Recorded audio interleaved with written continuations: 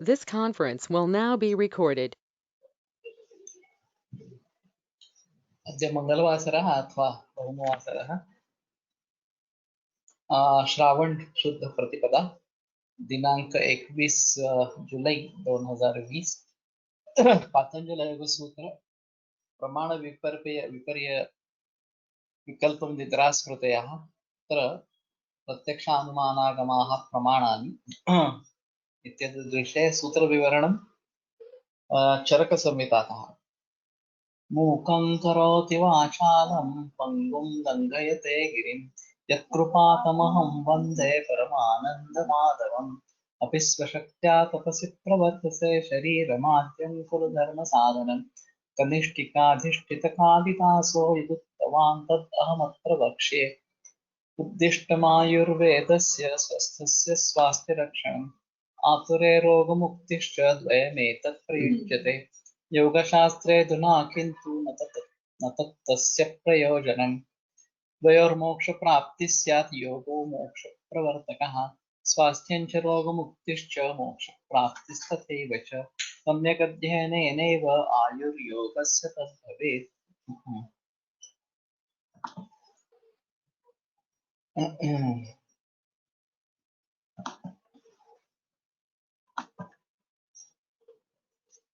तो जब हम ये देख रहे थे अभी फिर से फिलहाल सूत्र की अनुवृत्ति करते हैं।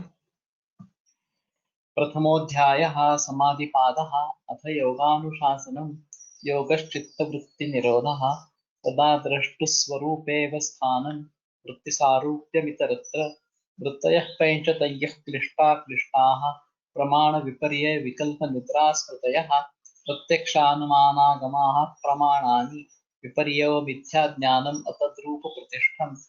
अतद्रूपप्रतिष्ठं शब्दज्ञानानुपाति वस्तुशून्यो विकल्पः अभाव प्रत्यालंबना वृत्तिर्निद्रा अनुभूत विषया संप्रमोषः स्मृतिः अभ्यास वैराग्याभ्यां तन्निरोधः तत्र स्थितौ यत्नोऽभ्यासः स तु दीर्घकाल नैरन्तर्य सत्कारा सेवितो दृढभूमिः दृष्टान्तशल्क विषय वितृष्णस्य वशीकार संज्ञा वैराग्यं तत्परं पुरुषख्यातिर्गुणवैतृष्ण्यम् वितर्क विचारानंदास्मिता रूपानुगमात् संप्रज्ञातः विराम प्रत्ययाभ्यास पूर्वा संस्कार शेषोऽन्यः बहु प्रत्ययो विदेह प्रकृति लयानां श्रद्धा वीर्य स्मृति समाधि प्रज्ञा पूर्वक इतरेषां तीव्र संवेगानाम् आसन्नः मृदमध्यादिमात्रत्वात् ततोऽपि विशेषः ईश्वर प्रणिधानाद्वा क्लेश कर्म विपाकाशयैरत्वा मृष्टः पुरुष विशेषः ईश्वरः तत्र निर्तिशयं सार्वज्ञ बीजं स पूर्वेषामपि गुरुः कालेनानवच्छेदात् तस्य वाचकः प्रणवः तज्जपस्तदर्थभावनं ततः प्रत्यक्केतनाधिगमोऽप्यन्तरायाभावश्च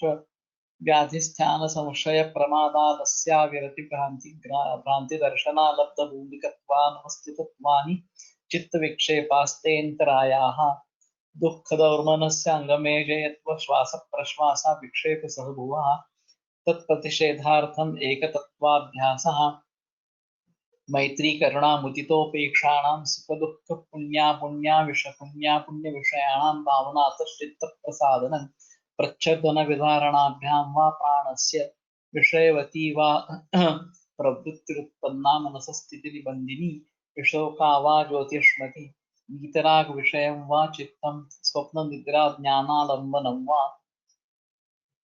यथाभिमतध्यानाद्वा परमाणु परममहत्त्वान्तोऽस्य वशीकारः क्षीणवृत्तिरभिजातस्यैव मणेर्ग्रहीतृ ग्रहणग्राह्येषु तत्सतदञ्जनता समापत्तिः तत्र शब्दार्थज्ञानविकल्पैः संकीर्णा सवितर्का समापत्तिः स्मृतिपरिशुद्धौ स्वरूपशून्येवार्थमात्रनिर्भासा निर्वितर्का एतयैव सविचारा निर्विचारा च सूक्ष्मविषया व्याख्याता सूक्ष्मविषयत्वं च आलिङ्गपर्यवसानं ता एव सबीजसमाधिः निर्विचारवैशारद्यध्यात्मप्रसादः रतन्धरा तत्र प्रज्ञा श्रुतानुमानप्रज्ञाभ्याम् अन्यविषया विशेषार्थत्वात् तज्जः संस्कारोऽन्यसंस्कारप्रतिबन्धी तस्यापि निरोधे सार्वज्ञ निरोधान् निर्बीजः समाधिः इति पतंजलि विरचिते योगसूत्रे प्रथम समाधिपादः।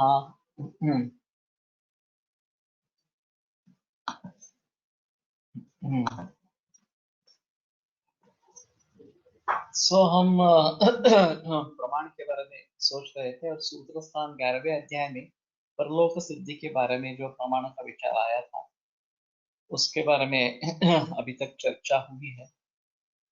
प्रमाण का थोड़ा विस्तार विमान स्थान में भी आया है, तो उसको अभी थोड़ा देख लेते हैं।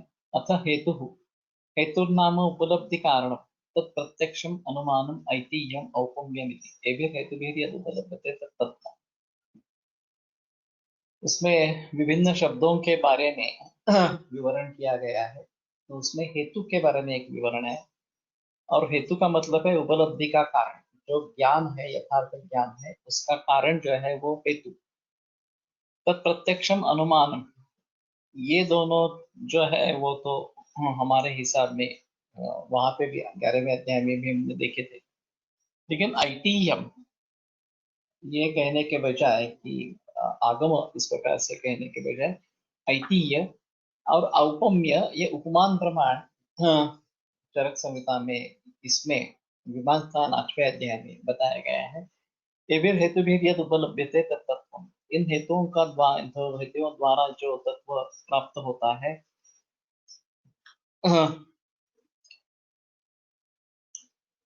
वो तत्व है वो यथार्थ ज्ञान, इस प्रकार का बताया गया है। हेतुश्च अविनाभाव लिंगवचनम यद्यपि तथापि यह लिंग प्रग्राहकाणि अपि प्रग्राहकाणि लिंग प्रग्राहकाणि प्रत्यक्षादि प्रमाणान्येव यथोक्त हेतुमूलत्वेन हेतुशब्देन आह इति बोद्धव्यम्। अन्यथा पुनः प्रत्यक्षाद्यभिधानं पुनरुक्तं स्यात्। उपलब्धि कारणं व्यापकस्य साध्यस्य उपलब्धि कारणं तत्त्वमिति तद्लिङ्गमित्यर्थः। तो प्रतिज्ञा हेतु उदाहरण उपनय निगमन ये पंचावय वाक्य इस प्रकार से आया है न्याय वैशेषिकों में, तो उसमें एक हेतु है, और वो एक्चुअली जो साध्य सिद्ध करने के लिए अनुमान में जो हेतु का प्रयोग किया जाता है उसके बारे में गया है। लेकिन प्रमाकरणम प्रमाणम, प्रमा का जो करण है वो प्रमाण है, और अगर प्रत्यक्ष अनुमिति उपमिति और शाब्द ये चार इस प्रकार के अगर यथार्थ ज्ञान है तो उनके चार प्रमाण उनके हेतु है। तो हेतु शब्द से उनको यहाँ पे ले लिया है। सिर्फ फर्क इतना है कि युक्ति यहाँ पे नहीं लिया है, प्रत्यक्ष अनुमान ये दोनों तो है, उसमें कोई संदेह नहीं है। लेकिन आईटीए ले लिया है, आगम प्रमाण नहीं लिया है, और औपम्य एक अलग लिखा है जो उपमान प्रमाण के रूप में न्याय वैशेषिकों में आता है। अथ दृष्टान्तः दृष्टान्तो नाम यत्र मूर्खविदुषां बुद्धिसाम्यं यो वर्ण्यं वर्णयति यथा अग्निः उष्णा द्रवमुदकं स्थिरा पृथ्वी आदित्यः प्रकाशकः इति। यथा आदित्यः प्रकाशकः तथा सांख्यज्ञानं प्रकाशकः। तो ये बाकी जो शब्दों का विवरण है वो एक अलग चीज इस प्रकार से बन जाएगी कि वाद मार्ग पद, वाद का मार्ग में जिन पदों का उपयोग किया जाता है उनके बारे में यहाँ पे जिक्र किया है, और इसमें दृष्टांत जो है वो मूर्ख और विद्वान इन दोनों को बुद्धि के लिए जो समझ में आएगा इस प्रकार का जो होगा वो दृष्टांत यहाँ पे कहा है। और अग्नि उष्णा द्रवम उदकम वगैरह वगैरह इस प्रकार के उससे उदाहरण दिए हैं। तो इसमें यथा आदित्य प्रकाशक तथा सांख्य ज्ञान प्रकाशक, जैसे आदित्य सूर्य प्रकाशक है वैसे सांख्य ज्ञान प्रकाशक है, ये दृष्टांत के जरिए वहां बताने की कोशिश की है। अथ उत्तरम नाम उपनय निगमनम चोक्तम स्थापना प्रतिष्ठापना व्याख्यायां प्रतिष्ठापना व्याख्यायाम इति। अथ उत्तरम उत्तरम नाम साधर्म्योपदिष्टे हेतु वैधर्म्य वचन वैधर्म्य उपदिष्टे वा हेतु साधर्म्य वचन यथा हेतु सधर्माणो विकाराः शीतकस्य व्याधे हेतुभिः साधर्म्यमेव शिशिर वात संस्पर्शाः इति ब्रुवतः परो ब्रूयात् हेतु विधर्माणो विकाराः यथा शरीरावयवानां दाहौष्णिक प्रपचने हेतुः वैधर्म्यं शिशिरवात संस्पर्शः एतत् सविस्तरम् उत्तरम। तो यहाँ से थोड़ा सा हेत्वाभास इस प्रकार का शुरू होता है। और हेतुवद आभासन्ते किंतु हेतु रूपेण कथ्यन्ते, हेतु जैसे लगते हैं वास्तव में हेतु नहीं रहते हैं, अहेतु हो जाते हैं। तो ये सब विवरण जो है वो विपर्यय का विवरण या विवरण इस प्रकार का है कि जो हेतु होना है वो सद हेतु होना चाहिए। अगर वो सद हेतु नहीं है, असद हेतु इस प्रकार का है, तो उससे साध्य सिद्ध होने के बजाय साध्या भाव सिद्ध होने लगता है, ऐसा है। तो उसके बारे में हमें सजग होना चाहिए कि ये सचमुच इस प्रकार के है या नहीं है, इस प्रकार से।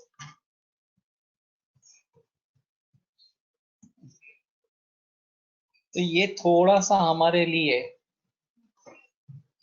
अलग है, जो हम अब जिस उद्देश्य से पढ़ना चाहते हैं। अथ शब्दः शब्दो नाम वर्ण समाम्नायः स चतुर्विधः दृष्टार्थश्च अदृष्टार्थश्च सत्यश्च अनृतश्च इति। तो शब्द जो है वो चार प्रकार का बताया गया है। वर्ण समाम्नायः शब्द, तो वर्णों का समूह शब्द कहलाता है। चार प्रकार का है, दृष्टार्थ अदृष्टार्थ, जिसका अर्थ स्पष्ट रूप से दृष्ट इस प्रकार का है, और अदृष्टार्थ जो है वो हमें स्पष्ट रूप से वो दिखाई नहीं देता, जैसे कि परलोक है वगैरह के बारे में जो बात बताई गई। सत्यश्च अमृतश्च, सत्य और अमृत ये भी शब्दों के प्रकार इस प्रकार के बताए गए हैं।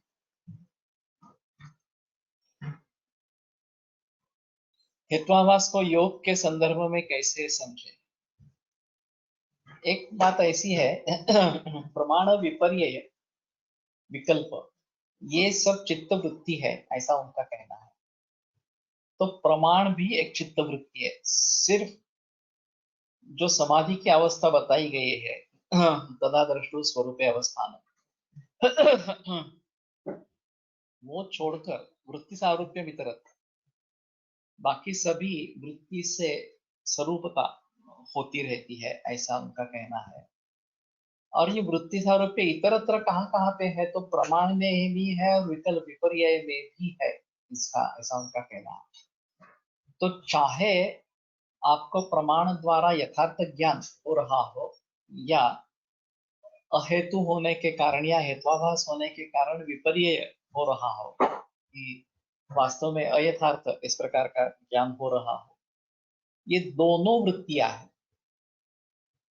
तो ज्ञाता ज्ञेय ज्ञान ये जब एक ही हो जाएंगे तो ही वास्तव में द्रष्टु स्वरूप अवस्थानम इस प्रकार की स्थिति है। उस स्थिति को छोड़कर बाकी सभी स्थितियां ये चित्तवृत्ति है, ऐसा उनका कहना है। तो हम ज्यादा से ज्यादा क्या कह सकते हैं कि ये तो यथार्थ ज्ञान है, ये इन प्रमाणों से सिद्ध इस प्रकार का होता है, तो ये होने में कोई दिक्कत नहीं है, ये उसको हम पकड़कर चल सकते हैं। लेकिन ये भी वृत्ति है, और जो हेत्वाभास है जिनके जरिए अयथार्थ इस प्रकार का ज्ञान हो जाएगा, वो भी वृत्ति है। तो इसके बारे में ज्यादा बहस पतंजलि के योग सूत्र के आधार पर जो भी टीकाएं वगैरह है उसमें ज्यादा नहीं है। उसमें प्रमाण के बारे में कुछ बहस हुई थी, हम आगे सूत्र के लिए जाएंगे, विपर्यय जो है वो उसके बारे में जाएंगे, उसको थोड़ा देखेंगे। लेकिन कहने का मतलब ये है कि हमारे लिए यथार्थ ज्ञान होना या यथार्थ ज्ञान नहीं होना, ये भी एक वृत्ति है। और सत्य और अमृत ये भी वृत्ति है। ये शब्द के बारे में अगर हम पूछते हैं तो ये भी एक वृत्ति है। तो वास्तव में ज्ञान होना ही अलग चीज है। जब तक हमें कुछ ज्ञान हो रहा है ऐसा हम सोच रहे हैं, चाहे यथार्थ ज्ञान हो या अयथार्थ ज्ञान, तब तक ये वृत्ति सारूप्य है, ये वास्तव में ज्ञान है ही नहीं। और जब तदा दृष्टु स्वरूप अवस्थान स्थिति को हम पहुंचते हैं, तो जिसका ज्ञान होना है, जो ज्ञान होना है और जिसको ज्ञान होना है, सभी एक रूप हो जाते हैं। तो वहां ये बताना ही मुश्किल है कि क्या होता है वास्तव में इस प्रकार से। प्रमाणों के द्वारा हम शायद यथार्थ ज्ञान की तरफ पहुंच सके, यथार्थ ज्ञान समझने के लिए कोशिश करें। जो अयथार्थ ज्ञान है उससे हम दूर रहे, उसके बारे में हम समझे कि ये अहेतु है, हेत्वाभास इस प्रकार का है। लेकिन फिर भी ये जानना बहुत मुश्किल होगा कि ये दोनों तरीके से, अगर यथार्थ ज्ञान भी हो और अयथार्थ ज्ञान भी हो, दोनों ही इनके हिसाब में वृत्ति सारूप्यम इतरत्र इसी प्रकार के हैं। तो वास्तव में इस प्रकार की स्थिति ही नहीं है। जब हम दृष्टु स्वरूप अवस्थानम इस अवस्था को पहुंच जाते हैं तो ज्ञाता ज्ञेय ज्ञान ये कुछ भी नहीं रहता, और इसीलिए ये एक अलग इस प्रकार की स्थिति रहेगी। तथा दृष्टार्थो नाम त्रिभिर्हेतुभिर्दोषाः प्रपद्यन्ते षड्भिः उपक्रमैश्च प्रशाम्यन्ति। तो तीन हेतुओं से दोषों का प्रकोप होता है, षड उपक्रम जो है उनका प्रशम होता है। सति श्रोत्रादि सद्भावे शब्दादि ग्रहण विधि। तो श्रोत्रादि का अगर सद्भाव है, वो वास्तव में उपस्थित है, तो शब्दादि का ग्रहण होता है। अदृष्टार्थः पुनः अस्ति प्रेत्य भाव अस्ति मोक्षाय। जो समझ दिखने में नहीं आएगा इस प्रकार का जो अर्थ है अदृष्टार्थ, जैसे प्रेत्य भाव है, परलोक है, मोक्ष है। सत्यो नाम यथार्थ भूता सन्ति आयुर्वेदोपदेशाः सन्ति सिद्धिपायाः सिद्धानां व्याधीनां साध्यानां व्याधीनां सति आरंभ फलादीनि सत्य विपर्ययश्च अनृतः। तो यथार्थभूत आयुर्वेदोपदेश है, सिद्ध्युपाय साध्यानाम व्याधिनाम, जो साध्य व्याधि है उनके सिद्धि के उपाय है। संति आरंभ फलानी, अब जो भी कर्म हम करेंगे उसका फल होना चाहिए, होगा, ये सब सत्य है। और सत्य विपर्ययश्च अनृतः, और उनके विपरीत जो है वो अनृत असत्य इस प्रकार के रहेंगे। तत्र प्रत्यक्षम नाम तत्र प्रत्यक्ष अथ प्रत्यक्षम नाम तत् यत् आत्मना च इन्द्रियेषु स्वयं उपलभ्यते। तत्र आत्मप्रत्यक्षः सुख दुःख इच्छा द्वेषादयः शब्दादयस्तु इंद्रिय प्रत्यक्षः। तो यहाँ प्रत्यक्ष के बारे में थोड़ा विवरण फिर से, इसलिए मैंने इस भाग को जोड़ लिया हमारे अध्ययन के लिए। तो यद आत्मना च इंद्रियेषु स्वयं उपलभ्यते, जो आत्मा द्वारा और इंद्रियों द्वारा जिसकी प्राप्ति होती है, वो यथार्थ ज्ञान प्रत्यक्ष कहा जाता है। तत्र आत्म प्रत्यक्ष सुख दुख इच्छा द्वेषादय, सुख दुख इच्छा द्वेष ये जो है वो आत्म प्रत्यक्ष है, आत्मा को प्रत्यक्ष होने वाले हैं। शब्दादयस्तु इंद्रिय प्रत्यक्ष, शब्दादि जो विषय है वो इंद्रिय प्रत्यक्ष इस प्रकार के विषय है। अथ अनुमानम, अनुमानम नाम तर्को युक्त्यपेक्षा यथा अग्निम जरण शक्त्या बलम व्यायाम शक्त्या श्रोत्रादीनि शब्दादि ग्रहणेन इत्येवम्। तो अनुमान ये तर्क है युक्ति की अपेक्षा से किया हुआ। इसके बारे में यह सूत्र इसी तरीके से विमानस्थान चौथे अध्याय में है, अभी हम विमानस्थान 8वें अध्याय में पढ़ रहे हैं। तो इसी प्रकार से आया, और वहां चक्रपाणि का विवरण बिल्कुल अलग ही है। वो युक्ति यानी कि अनुमान ही है, इस प्रकार से उसका विवरण करते हैं। और सीधा अगर हम अर्थ करने की कोशिश करेंगे तो युक्ति एक मेन या प्रधान इस प्रकार का प्रमाण है, और युक्ति के अंगभूत अनुमान हो सकता है। सो युक्त्यपेक्षा तर्क अनुमान, युक्ति की अपेक्षा से किया गया जो तर्क है उसको अनुमान इस प्रकार से कहेंगे। यथा अग्निम जरण शक्त्या परीक्षित, तो दूषण देशम बलं कालम अनलम प्रकृति वया सत्वम सात्म्यम तथा अवस्थाश्च प्रतिविधाः, इन सभी भावों का ज्ञान हमें होना जरूरी इस प्रकार का है। और ये जो सभी भाव है, उन भावों का ज्ञान होने के पश्चात युक्ति प्रमाण से हमें बहुकारण योगजन्य इस प्रकार के रोग के बारे में ज्ञान हो। और उसी तरीके से जब हम चिकित्सा के बारे में सोचेंगे तो मुख्य द्रव्य क्या यूज करना है या उपयोग करना है, सहयोगी क्या देना है, अनुपान क्या करना है, काल कौन सा है, प्रमाण कितना देना है, बाकी परहेज कैसे रखना है, मानसिक स्थिति कैसे करनी है, वगैरह वगैरह, इन सभी भावों को इकट्ठा करेंगे तो युक्त चिकित्सा इस प्रकार की हो जाए। तो चिकित्सा भी एक बहुकारण योगज इस प्रकार का भाव है और निदान ये भी बहुकारण योगज इस प्रकार का भाव, और उसके अंगभूत अग्नि की परीक्षा करनी है तो अग्निम जरण शक्त्या परीक्षेत, बलम व्यायाम शक्त्या परीक्षेत, श्रोत्रादि शब्दादि ग्रहणेन, इस प्रकार से इनके द्वारा जो ज्ञान होगा उसको हम युक्ति प्रमाण में उपयोग में लाए, ये उनका कहना। और इसीलिए युक्ति प्रमाण की एक मान्यता और युक्ति प्रमाण के बारे में विवरण आयुर्वेद में आया है। तो इस सूत्र का अनुमानं खलु तर्को युक्त्यपेक्षा, अनुमानं नाम तर्को युक्त्यपेक्षा, क्या अनुमान युक्त्यपेक्षा तर्क इस प्रकार का है। तर्क शब्द को लेकर इन्होंने युक्ति एक तर्क है इस प्रकार का बताया गया है। तो युक्ति के अपेक्षा में किया हुआ तर्क या अनुमान है, इसका ये मतलब है। चक्रपाणि दत्त ने बिल्कुल उसका उल्टा इस प्रकार का अर्थ किया है। ऐतिह्यं नाम आप्तोपदेशादि, आप्तोपदेशो वेदादि, तो ये भी अजीब है। वहां पे आप्तागमस्तावत इस प्रकार से सूत्रस्थान ने उसके बारे में विवरण किया है। यश्च कश्चन वेदार्थात् वेदार्थात् अविपरीतः शिष्टजनैः प्रवृत्तः शास्त्रवादः लोकानुग्रहार्थं प्रवृत्तः शास्त्रवादः स चापि आप्तागमः, इस प्रकार वहां पे लिखा।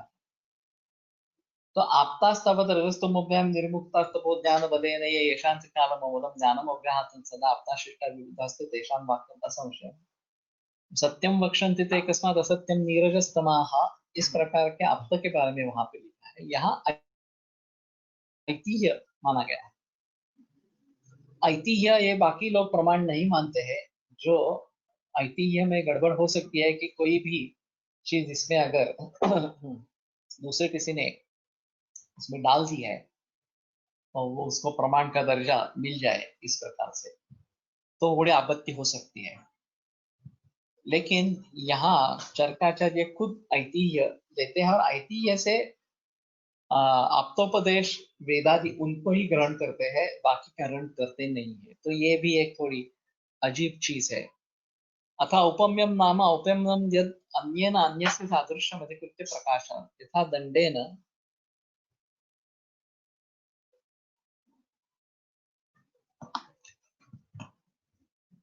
तो एक चीज के सहारे दूसरे चीज के बारे में बता देना। धनुषा धनुस्तंभस्य ईश्वासेन आरोग्यस्य इति। तो ये दंडापतानक वगैरह जो विकार बताए गए हैं दंड सदृश हो जाते हैं, या धनुषा धनुस्तंभस्य, धनुस्तंभ ये विकार है, ईश्वासेन आरोग्यस्य इति।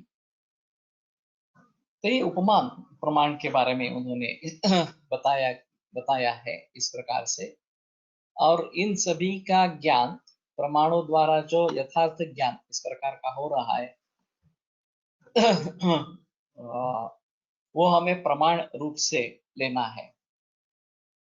अथ संशय, संशय नाम संदेह लक्षणानुसंदिग्धेषु अर्थेषु अनिश्चयः यथा दृष्टा हि आयुष्मद् लक्षणा हि उपेताः च अनुपेताश्च तथा सक्रियाश्च अक्रियाश्च पुरुषाः शीघ्रभङ्गाः चिरजीविनश्च एतद् अभयदृष्टत्वात् संशयः किम् अस्ति खलु अकाल मृत्यु उत नास्ति। तो संदेह लक्षणानुसंदिग्धेषु अर्थेषु अनिश्चयः, वेदादि में आदि में क्या क्या आता है तो इनका जो कहना है, जो परंपरा से जो चला आया है, वेदांग जो बताए गए ज्योतिष वगैरह इस प्रकार के, और उपनिषद ये आदि में आते हैं। खास करके उपनिषद के बारे में ज्यादा बहस हुई है। और ऊपर जो सभी के सम्मत इस प्रकार के उपनिषद है जो मूल है, अल्लोपनिषद भी लिखा गया है। अब नाम से ही पता चलता है कि ये बनाया गया है, ये ऐसा नहीं है कि मूलभूत रूप से है इस प्रकार से। लेकिन जो इस प्रकार के मूलभूत उपनिषद, छांदोग्य उपनिषद वगैरह वगैरह जो बताए गए हैं, जहां से बार बार रेफरेंसेस लिए जाते हैं, वो सभी भी वेदादि में आ जाते हैं, ऐसा थोड़ा सा उसमें रहेगा। तो मेरे ख्याल में ये पढ़ना एक अलग चीज होगी थोड़ी सी। सव्य विचार, ये सव्य विचार का अलग अर्थ है। सव्य विचारम नाम यत् व्यभिचरणम यथा भवेत् इदम औषधम अस्मिन् व्याधौ यौगिकम अथवा न। तो हो भी सकता है, नहीं भी हो सकता है, ऐसी अगर स्थिति है तो सव्य विचार इस प्रकार का। ये सभी विचार एक हेत्वाभास में आता है, इसलिए मैंने थोड़ा उसके बारे में सोचा था, लेकिन ये अलग है थोड़ा सा। तो मेरे ख्याल में नहीं तो ऐसा करते हैं, एक बार फिर पतंजलि योग सूत्र की तरफ मुड़ते हैं कि ये बहुत सारे शब्द हैं जिनके बारे में, पद है जिनके बारे में चरकाचार्य बहस कर रहे हैं। तो अभी जो हम पढ़ रहे हैं उसके लिए ये वास्तव में आवश्यक होगा ऐसा नहीं बताएं।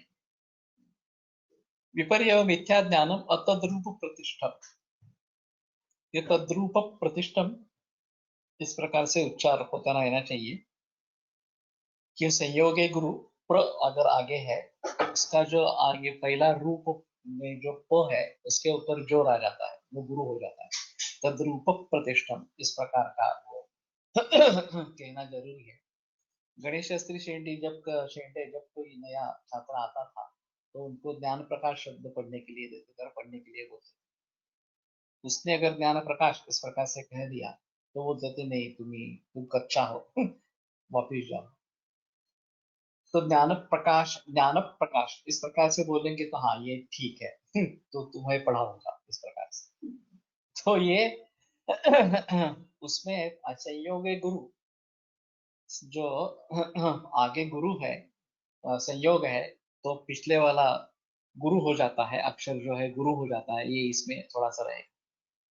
विपर्य मिथ्या ज्ञानम अतद्रूप प्रतिष्ठम स कस्मान्न प्रमाणम यथा प्रमाणेन बाध्यते भूतार्थ विषयत्वात् प्रमाद्य प्रमाणस्य।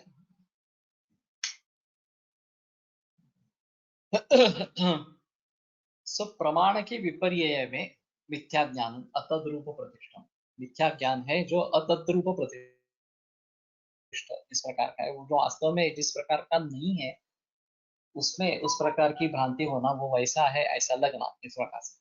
स कस्मान्न प्रमाणम, वो प्रमाण क्यों नहीं है, यथा प्रमाणेन बाध्य, तो प्रमाण से उसको बाधा हो जाती है। भूतार्थ विषयत्वात् प्रमाणस्य, प्रमाण जो है वो भूतार्थ विषय इस प्रकार का है, जो वास्तव में है, उस वो प्रमाण का विषय इस प्रकार का है। भूतार्थ का मतलब जो हो गया हो इस प्रकार का है। थोड़ा सा देखते हैं आगे। तत्र प्रमाणेन बाधनम अप्रमाणस्य दृष्टम, सो प्रमाण से अप्रमाण का बाधन या फिर निरसन इस प्रकार का देखा जाता है। तद यथात विचंद्र दर्शनम सद विषयेण एकचंद्र दर्शनेन बाध्यते।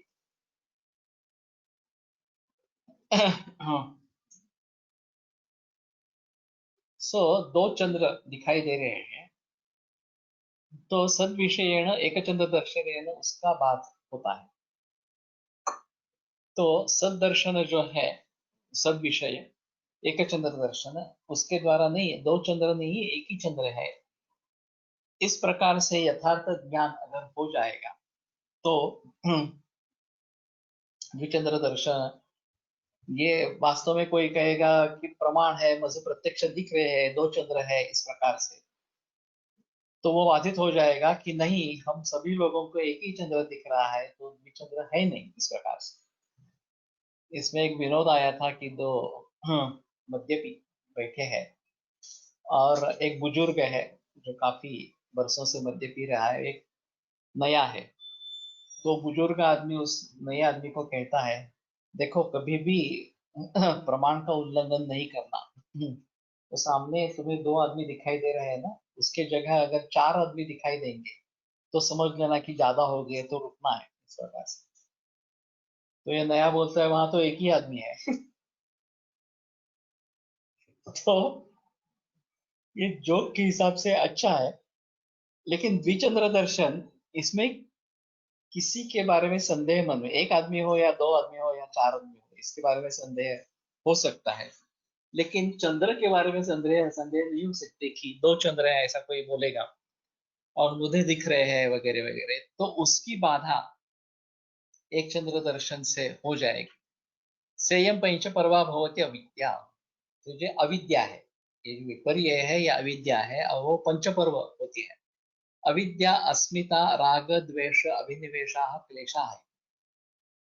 अविद्या अस्मिता राग द्वेष एंड अभिनिवेश, तो ये पांच प्रकार की अविद्या पंच पर्वा इस प्रकार की अविद्या है।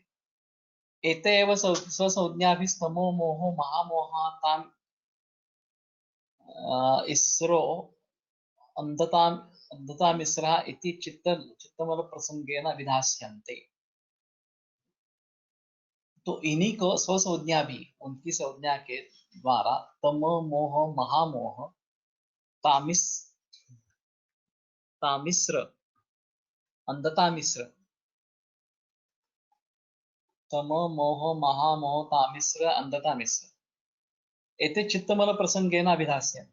तो चित्त के मल के प्रसंग से आगे उसके बारे में विवरण होगा।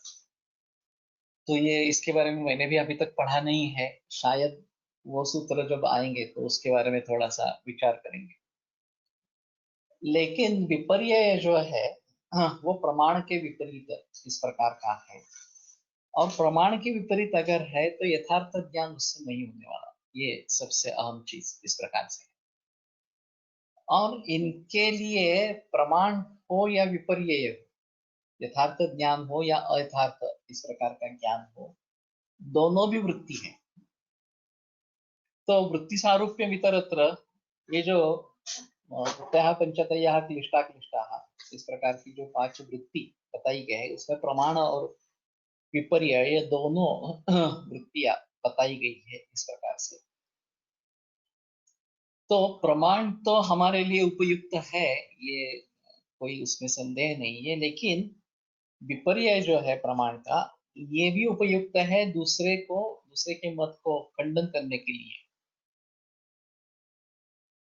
कि प्रमाण से अप्रमाण जो है उसका खंडन इस प्रकार से होता रहेगा, इसलिए उसके बारे में ज्ञान होना जरूरी इस प्रकार का है। तो इसमें थोड़ा सा ऐसा रहेगा कि तर्क संग्रह में जो तर्क हेत्वाभास के बारे में बताया गया है, वो भाग चाहे हम ले ले, या अभी चरक का जिक्र चल चल रहा है, तो चरक में जो विवरण आया है उसको हम देखेंगे। इन दोनों को देखने के पश्चात ये दोनों भी वास्तव में वृत्ति ही है, और उनसे दूर होना है, यही वास्तव में पतंजलि का कहना है। ये एक अहम चीज इसमें रहेगी। तो शायद जो चरक में जो प्रकरण समूह वर्ण समूह वगैरह वगैरह इस प्रकार के बारे में जो बताया गया है, उनको देखने की कोशिश करेंगे।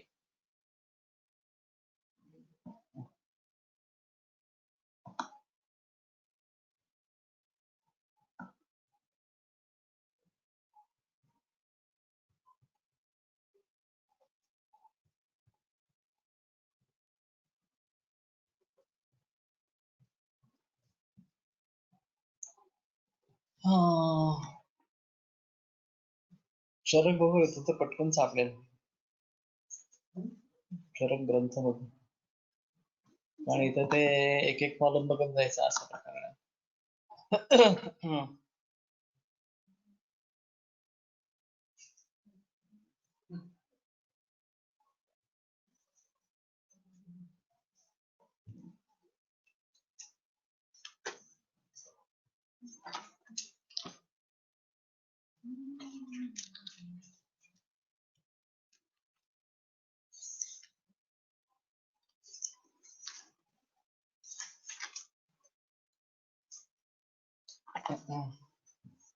आता आहे वाक्य प्रशंसा छल 57 सूत्र।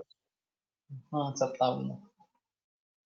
तो ये अतीत कालम इसके पहले है।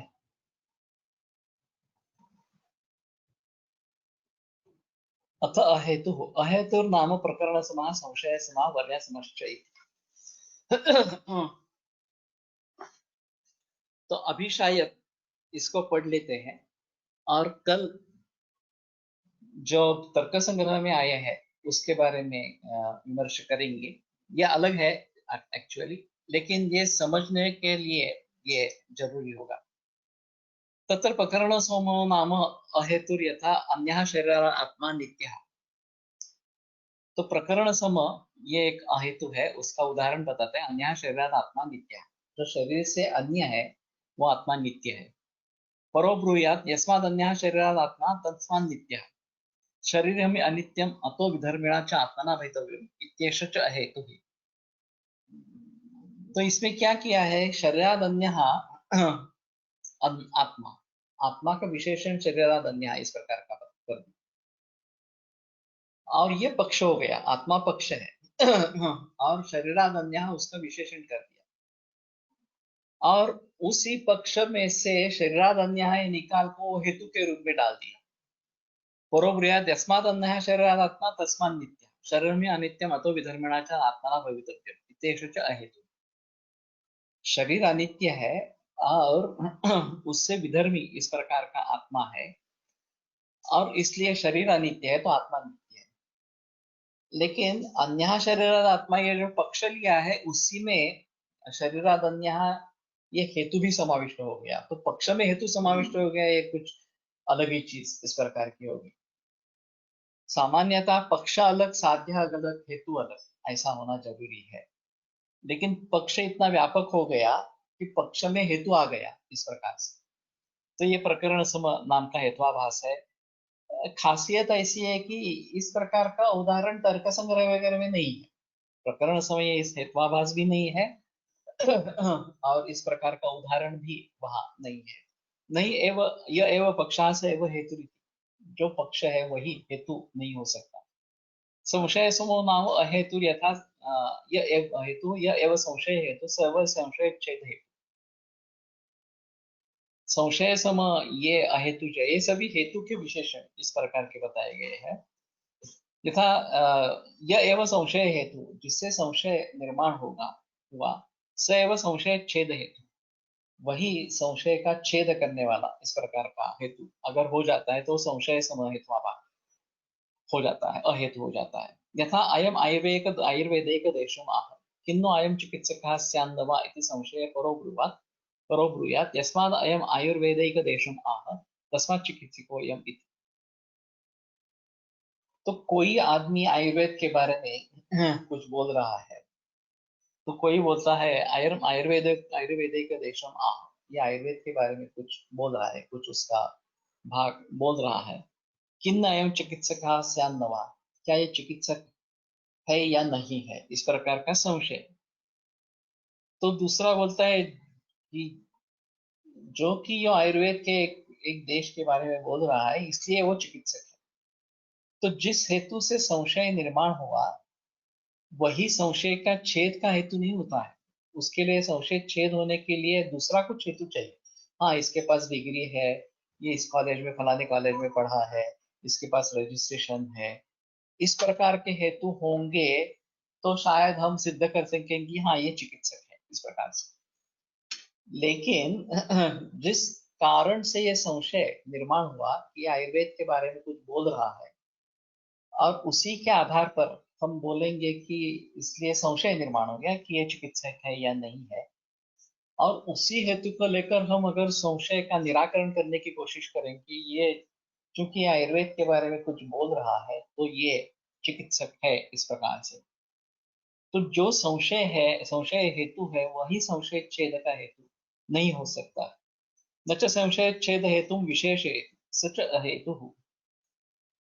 और संशय छेद हेतु जो है, संशय को निराकरण करने वाला जो हेतु है, उसका कुछ विशेष विवरण उसमें नहीं किया जाता, तो ये अहेतु इस प्रकार का हो जाएगा।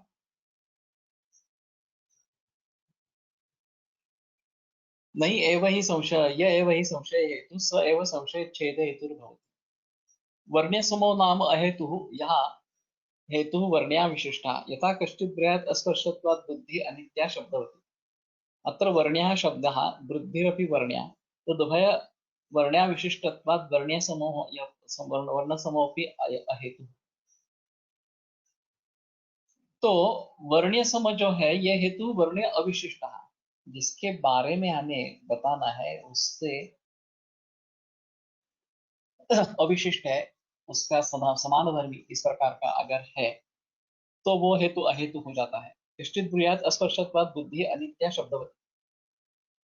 बुद्धि अनित्य है क्योंकि अस्पर्शत्व ये उसका हेतु है, बुद्धि का स्पर्श नहीं होता। शब्दवती, और उदाहरण दे दिया शब्द जैसे। तो अत्र वर्ण्यो शब्द, शब्द जो है वो भी वर्ण्य है, बुद्धि भी वर्ण्य, और बुद्धि भी वर्ण्य है। वास्तव में ऐसा है कि शब्द के बारे में सब प्रतिपक्ष हेत्वाभास है। ये उदाहरण तर्क संग्रह में दिया गया है कि शब्द नित्य है या अनित्य है, इसके बारे में संदेह है। दोनों तरीके से दृष्टांत दे सकते हैं। शब्दः नित्यः कार्यत्वात् घटवत् शब्दः अनित्यः, सॉरी शब्दः अनित्यः कार्यत्वात् घटवत् शब्दः नित्यः श्रावणत्वात् शब्दत्ववत्, इस प्रकार के उदाहरण वहां पे दिए गए।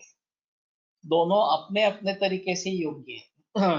एक से शब्द में नित्यत्व सिद्ध हो सकता है, दूसरे से शब्द में अनित्यत्व इस प्रकार का सिद्ध हो सकता है। तो जिसका सत्प्रतिपक्ष इस प्रकार का है वो हेतु भी सत्प्रतिपक्ष हेत्वाभास है। तो हम कह रहे हैं कि बुद्धि अनित्य है और उसके लिए दृष्टांत शब्द क्या दे रहे हैं।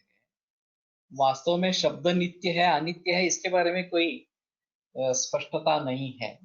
वो खुद उसके जो हेतु है वो असत हेतु इस प्रकार के हैं। तो जिसके भरोसे इसके बारे में कहे वो भरोसा ही अगर नहीं है, जैसे बैंक में किया जाता है कि किसी परिचित व्यक्ति का नंबर वगैरह देना होता है। अगर नया अकाउंट हमें खुलवाना है तो बैंक का जो पहला ग्राहक है कोई भी, उसकी सिफारिश होनी चाहिए कि मैं इसको जानता हूँ और इसको खाता खोलने के लिए परवानगी दे दो, अनुमति दे दो। अगर किसी ने ऐसे किसी व्यक्ति की ये अनुमति लाई और वो खुद ग्राहक है ही नहीं बैंक का, तो बैंक क्या करेगी? जिसके बारे में तुमने बताया है वो हमारा ग्राहक है ही नहीं, तो कैसे करेंगे उसको हम स्वीकार करेंगे इस प्रकार से। तो जिसके भरोसे हम कार्य करने जा रहे हैं वो भरोसा ही अगर टूट जाता है, उसका अगर प्रमाण से नहीं होता है, तो शब्द इस प्रकार का सत्प्रतिपक्ष हेत्वाभास रखने वाला है, तो शब्द के बारे में इस प्रकार से नित्यत्व या अनित्यत्व कुछ भी सिद्ध नहीं हो सकता। तो उसके आधार पर बुद्धि के बारे में कैसे निश्चय करें? बुद्धि अनित्य है इस प्रकार से। उसी शब्द का दृष्टांत देके कोई कहेगा कि नहीं बुद्धि नित्य है इस प्रकार से, शब्द के दृष्टांत से इस प्रकार से। तो ये दोनों परस्पर को बाधा निर्माण करेंगे। लौकिक अर्थ के संशय और इस यौगिक संशय में कोई फर्क कोई है क्या? लौकिक अर्थ में जो संशय होता है इसी का आगे नतीजा लौकिक अर्थ के संशय में होता है। वास्तव में ये सभी लौकिक अर्थ में उपयोग में आने वाले हैं, इसी प्रकार की।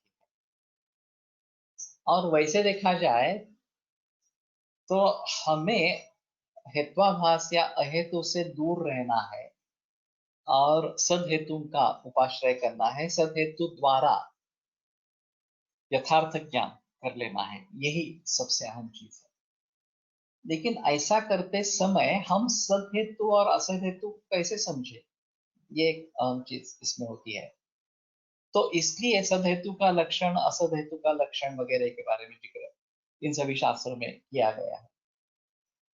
और आपाततः ऐसे लगता है कि ये कैसे कर दिया है, लेकिन लॉजिकली अगर हम देखेंगे तो कितने प्रकार के हेत्वाभास हो सकते हैं। ये लॉजिकल थिंकिंग है, कितने प्रकार के हेत्वाभास हो सकते हैं। यहाँ चरक में 3 ही आए हैं, वहां पे 5 आए हैं, और उसमें भी फिर आगे उसके उपप्रकार इस प्रकार के हैं। विचार सप्रतिपक्ष असिद्ध बाधित पंच हेत्वाभाषा इस प्रकार सब विचार अनेकांतिका वगैरह वगैरह। तो अभी के जो साइंसेस कहलाते हैं उन सभी के बारे में हमें इस दृष्टि से देखना है वास्तव में, ताकि हम भूल न करें। अब ये काफी कठिन काम है। अभी जो कोविड-19 के बारे में सब जिक्र चल रहा है कि वैक्सीन आ जाएगा तो ये समस्या का हल हो जाएगा वगैरह वगैरह इस प्रकार के बारे में, उसमें संदेह व्यक्त करने वाले भी लोग हैं और इसका फायदा उठाने वाले भी लोग हैं, सभी तरीके के लोग हैं। जब तक हमें उनका पक्ष समझ में नहीं आता कि जो बोल रहे हैं कि वैक्सीन आने से ये समस्या मिट जाएगी इस प्रकार के, और वैक्सीन आने से ये समस्या मिटेगी नहीं, ये फिर से उभर आएगी, इस प्रकार से अन्य लोग भी बोल रहे हैं, तो किसका हम प्रमाण मानेंगे, किसका हेतु सद हेतु है, किसका हेतु असद हेतु है, इसके बारे में जानना जरूरी इस प्रकार का होगा। और इस प्रकार की सोच सभी प्रकार से शास्त्रों के लिए आवश्यक इस प्रकार, चाहे वो आयुर्वेद हो, मॉडर्न मेडिसिन हो, या अन्य कोई फिजिक्स केमिस्ट्री वगैरह वगैरह इस प्रकार के शास्त्र हो। ये बहुत मूलभूत तत्व ज्ञान है और ये बहुत लॉजिकल है कि किस प्रकार से सद हेतु हो सके, प्रकार के सद हेतु होंगे, कितने प्रकार के असद हेतु होंगे। पातंजल योग सूत्र का ये अहम मुद्दा है कि ये दोनों भी चित्तवृत्ति में आ जाते हैं। चाहे आप यथार्थ ज्ञान प्राप्त कर ले, चाहे आप अयथार्थ ज्ञान प्राप्त कर ले, दोनों ही चित्तवृत्ति है और स्वरूप जो है अलग ही है, इससे इन सभी से अलग। तो ये काफी मुश्किल इस प्रकार की चीज है कि कैसे कैसे उसको समझे। संशय बुद्धि विनश्यति, सो डज संशय हैव ओनली रिलेटेड टू बुद्धि। नहीं, मैं समझा नहीं। अस्पर्शत्वाद बुद्धि अनित्या शब्दवती, ये उदाहरण है। बुद्धि नित्य है अनित्य है इसके बारे में अभी बहस करना ठीक नहीं है। संशय बुद्धि, तुम संशय बुद्धि एक शब्द बनाकर कह रहे हो, या सो डज संशय हैव ओनली रिलेटेड टू बुद्धि। संशय तो सभी के बारे में हो सकता है। रज्जु के सर्प ऊपर सर्प का संशय हो जाना, भ्रांति उसमें हो जाती है इस प्रकार, तो वो भी एक विपर्य है। ये आगे उदाहरण पातंजल योग सूत्र में भी लिए गए हैं कृष्णा जी उलटकर के द्वारा, कि ये भ्रांति है, विपर्य जो है वो भ्रांति है, वो वास्तव में सच्चा ज्ञान नहीं है। लेकिन हम इस प्रकार से अंधेरे में कोई चीज हिल रही हो और सर्प जैसा हमें अगर भास हो रहा है, तो हम पकड़ कर चलते हैं कि यहाँ पे सर्प है। लेकिन हम नजदीक जाते हैं और देखते हैं कि ये सर्प नहीं है, ये केवल दौर इस प्रकार का है। तो उस भ्रांति का निराकरण हो जाता है, जो मिथ्या ज्ञान हो गया था उसका निराकरण हो जाता है। उसी प्रकार से जब हमें ब्रह्म ज्ञान हो जाता है, तो ये जगत जो भासमान इस प्रकार का है, जिसका हम अनुभव अभी ले रहे हैं, ये तो प्रत्यक्ष प्रमाण है कि हम जी रहे हैं, हम देख रहे हैं, हम खा रहे हैं, पी रहे हैं, घूम रहे हैं, ये सब कर रहे हैं। तो कोई कहेगा कि ये तो सब प्रत्यक्ष प्रमाण के अधीन है और ये प्रत्यक्ष है, ऐसे भी तो ये सब होना चाहिए, ऐसा कैसे कह सकते हैं कि ये नहीं है वास्तव में। जब ये निद्रा में होते हैं और निद्रा में हम इन सभी अनुभवों को देते हैं, निद्रा समाप्त होने पर पता चलता है कि अरे ये तो स्वप्न था, ये वास्तव में नहीं था। उसी प्रकार जब हमें ब्रह्म ज्ञान हो जाएगा तो हमें पता चलेगा अरे ये तो सब मिथ्या था। तो इसमें प्रमाण क्या है और विपर्य क्या है, ये दोनों समझने की कोशिश करें। जो हमें प्रमाण लग रहा है, जो वास्तव में प्रत्यक्ष में हम जब कर रहे हैं, वो हमें प्रमाण लग रहा है, प्रत्यक्ष प्रमाण। मैं देख रहा हूँ, मैं सुन रहा हूँ, मैं खा रहा हूँ वगैरह। निद्रा में वैसी ही अनुभूति मुझे होती है स्वप्न में, और मुझे उस समय वो प्रमाण लगता है क्या मैं ये सब चीजें कर रहा हूँ, मैं राजा हो गया हूँ इस प्रकार से। जब जग जाते हैं निद्रा से तो पता चल नहीं, ये तो सोना, ये तो सिर्फ सपना था, ये कुछ वास्तव में है ही नहीं इस प्रकार।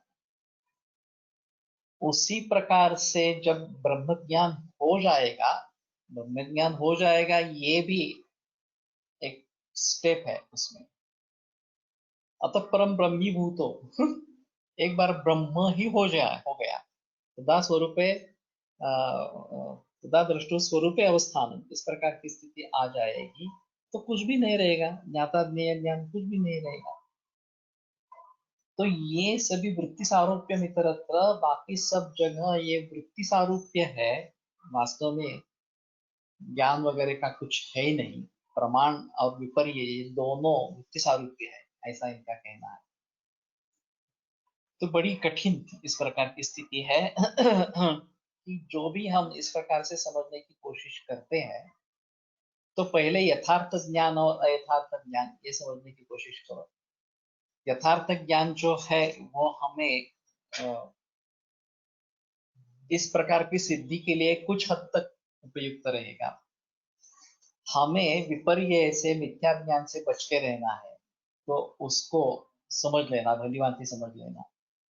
और अंततः ये दोनों को ही छोड़ देना है, ये वृत्ति सारूप्य है, इन दोनों को ही छोड़ देना और अपने स्वरूप पे प्रतिष्ठित हो जाना, ये वास्तव में अपेक्षित इस प्रकार का है। आगे इसमें स्वप्न ये भी आया है, विकल्प ये भी आया है, विकल्प निद्रा और स्मृति ये भी वृत्तियां इस प्रकार की बताई गई। तो उसके बारे में हम जब सोचने लगेंगे कि ये विकल्प क्या है, निद्रा क्या है, स्मृति क्या है, इस प्रकार से, तो ये सभी इनके हिसाब से वृत्तियां हैं, ये सभी वृत्तियां हैं। और वृत्ति सारूप्य इतरत्र, इतरत्र ये सब हो जाते हैं। मूल जो है वो दृष्टु स्वरूप अवस्थान इस प्रकार का होगा, और उस अवस्था को पहुंचने के लिए इनका सहारा होगा। इन सभी को समझ लेंगे तो अंतिमता ब्रह्म क्या है या ब्रह्मरूप हो जाएंगे। ब्रह्म क्या है समझने की कोशिश करने के बजाय ब्रह्मरूप हो जाएंगे, तो ये कुछ भी नहीं रहेगा, ऐसा थोड़ा सा मानना है।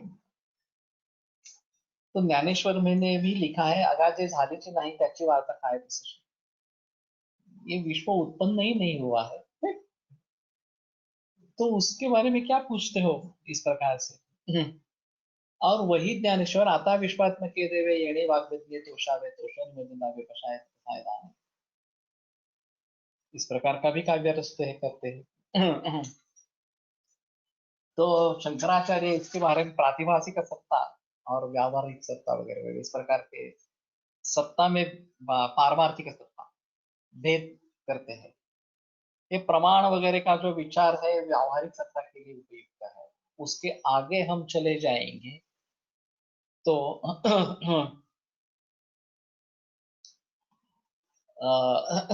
उसमें प्रमाण वगैरह का कुछ नहीं रहेगा। वहां स्वानुभूति एक माना है, लेकिन स्वानुभूति ये भी एक प्रकार का प्रत्यक्ष प्रमाण है, वो भी नहीं रहेगा वास्तव।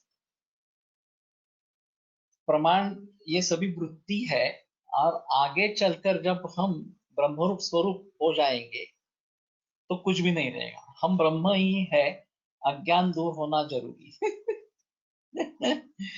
तो हम ब्रह्म ही है, ये भी अज्ञान है, ये कहने का मतलब है अगर ज्ञान रहता ही नहीं है कुछ, ज्ञाता ज्ञेय ज्ञान, ये जो त्रिपुटी बताई जाती है, ये अगर रहेगी ही नहीं तो क्या होगा उस समय, क्या होगा हमें वर्णन करना बहुत मुश्किल है।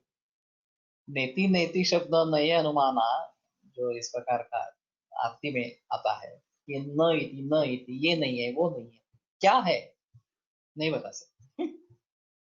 तो उसी प्रकार से इन सभी सीढ़ियों का उपयोग करते करते हमें उस तत्व को, परमार्थ तत्व, परमर तत्व को प्राप्त करना है, या फिर हमें उससे एकरूप हो जाना है। स्वरूप है हमारा अवस्थान, उस दृष्टा का स्वरूप में अवस्थान हो जाना।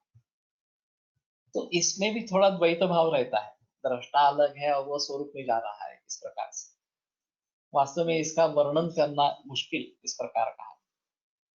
जो शेष रहे वो मैं हूं, कहना मुश्किल है। इसके बारे में वास्तव में ये अनुभूति का ही विषय है और बताना मुश्किल है, लेकिन मुक्त योगी ऐसी एक संकल्पना है जो वास्तव में मुक्त हो गए है, फिर भी उनका जीवित है इसलिए वो जिंदा है, तो शायद उनकी अवस्था उस प्रकार की हो गई हो, और जब मृत्यु हो जाती है तो वो ब्रह्मभूत हो जाते हैं इस प्रकार से। तब तक ये ज्ञाता ज्ञेय ज्ञान इस प्रकार की त्रिपुटी रहेगी शायद, मालूम नहीं इस प्रकार से। तो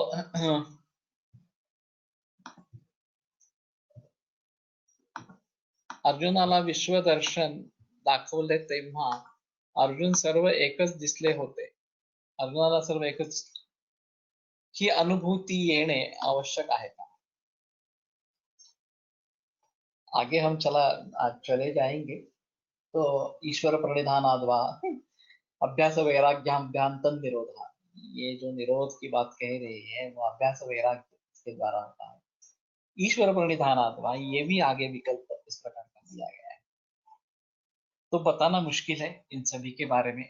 और मैं उस योग्यता का तो नहीं हूँ। मैं खुद समझने की कोशिश कर रहा हूँ ये क्या है वास्तव में, और जो मुझे प्रतीत हो रहा है वो मैं बता रहा हूँ। ऐसा नहीं होगा कि जो मैं बता रहा हूँ वही सही है, इस प्रकार पर हर एक को अपना अपना मार्ग खुद ढूंढना है, लेकिन मैं इस मार्ग पर जाना चाहता हूँ, ये तो सही है। और जो भी मेरा अनुभव है, जो भी मेरा विचार है, मैं शेयर करता रहूंगा। उसमें से आपको क्या लेना है क्या नहीं लेना है, आपको और कोई गुरु मिले न मिले, मुझे उसके बारे में कुछ पता नहीं है। मुझे भी और कुछ गुरु मिले, ये भी उसके बारे में भी मुझे पता नहीं, लेकिन हमारे पास ग्रंथ है। चाहे पातंजल योग सूत्र हो, चाहे चरक संहिता हो, चाहे कोई ये तर्क संग्रह वगैरह ऐसी चीजें हो, जिसका हमें भली भांति उपयोग करना है और उसके आधार पर आगे आगे बढ़ना है, ऐसा है। और मूल ग्रंथ हमारा पातंजल योग सूत्र ही रहेगा। अभी जो आयुर्वेद से इस प्रकार से ले रहे हैं वो केवल उसके लिए ज्यादा विवरण करने वाले, इस प्रकार के उसका एंगल बताने वाले हैं, इसलिए कह रहे हैं। लेकिन वास्तव में देखा जाए तो मैं भी वैद्य देवदत्त देशमुख तुम्ही इज आयुर्वेद द्वैतवादी। मैं इस झमेले में अभी नहीं जाना चाहता। अगर चरक शारीर स्थान पहला अध्याय पांचवा अध्याय पढ़े तो द्वैतवाद नहीं लगता है, ब्रह्मवाद ही है, अद्वैतवाद ही है। और बाकी जो आत्मा के बारे में पूर्व कर्म पश्चात कर्म, पूर्व कर्म या दैव वगैरह के बारे में जो विचार है वो सभी आत्म तत्व के बारे में विचार है, और ये ब्रह्मवादी या एक तत्ववादी इस प्रकार का ही है जो अभी दिखाई दे रहा है उस प्रकार से।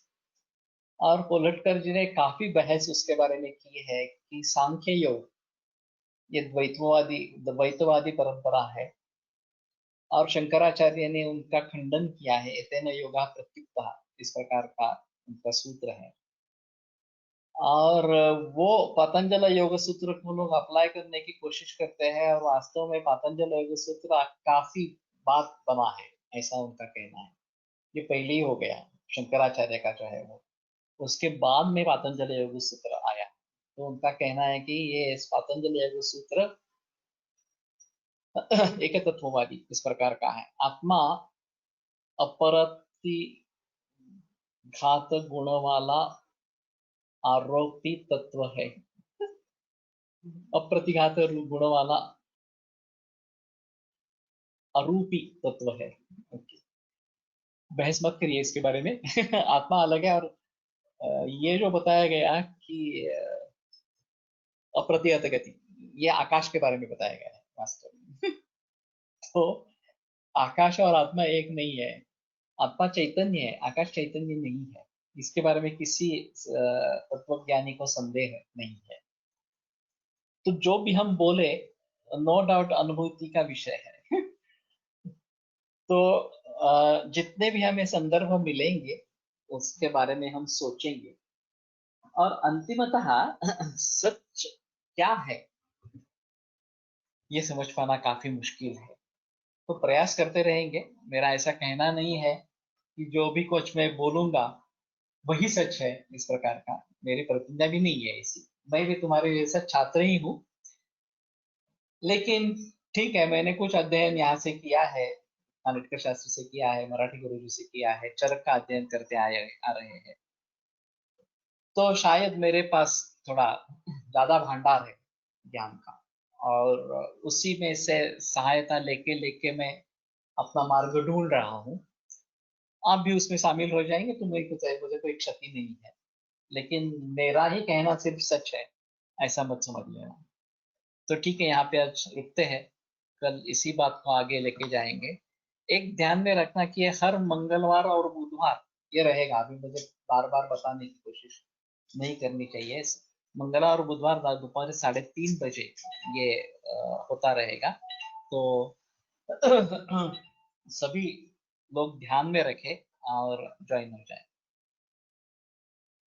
योगेन चित्तस्य पदेन वाचां मलं शरीरस्य च वैद्यकेन योपाकरोत्तं प्रवरं मीनां पतञ्जलिं प्राञ्जलिरानतोऽस्मि। विरम्यते व्याख्यानव्यापारात्। श्वः पुनरपि मिलिष्यामः। तो ठीक है, यहीं पे रुकते हैं, और कल फिर से मिलेंगे।